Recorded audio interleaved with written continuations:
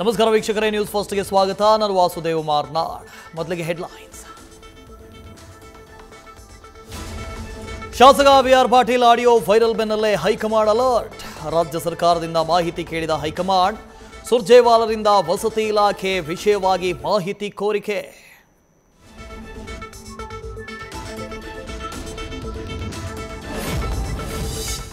ಮರದ ಕೊಂಬೆ ಬಿದ್ದು 29 ವರ್ಷದ ಅಕ್ಷಯ್ ಸಾವು.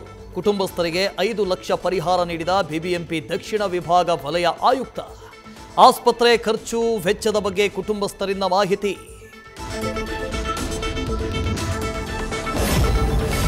ಚಿನ್ನಸ್ವಾಮಿ ಸ್ಟೇಡಿಯಂ ಬಳಿ ಕಾಲ್ತುಳಿತ ಪ್ರಕರಣ. ಡಿಸಿ ವಿಚಾರಣೆಗೆ ಹಾಜರಾದ ದಕ್ಷಿಣ ವಿಭಾಗದ ಡಿಸಿಪಿ ಲೋಕೇಶ್ ಜಗಲಾಸರ್, ಜಯನಗರ ಎಸಿಪಿ ನಾರಾಯಣ ಸ್ವಾಮಿ. ಅಮಾನತಾದ ಕಮಿಷನರ್ ದಯಾನಂದ್ ವಿಚಾರಣೆಗೆ ಹಾಜರಾಗುವ ಸಾಧ್ಯತೆ.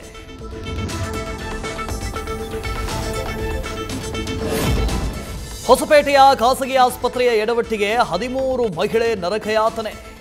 ಗರ್ಭಿಣಿಯರಿಗೆ ಸಿಸೇರಿಯನ್ ವೇಳೆ ವೈದ್ಯೆ ಡಾಕ್ಟರ್ ಗಂಗೋತ್ರಿ ನಿರ್ಲಕ್ಷ್ಯ. ಶ್ರೀಕರಿ ಆಸ್ಪತ್ರೆ ವಿರುದ್ಧ ಆರೋಗ್ಯ ಇಲಾಖೆಗೆ ದೂರು. 4 ವೈದ್ಯರ ತಂಡ ರಚಿಸಿ ತನಿಖೆ.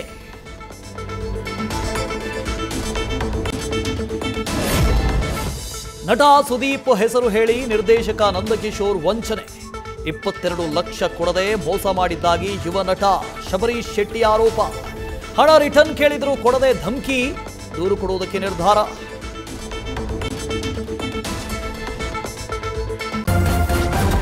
ನ್ಯೂಸ್ ಫಸ್ಟ್, ನಿರ್ಭೀತಿಯಿಂದ ನಿಮ್ಮ ಪರವಾಗಿ.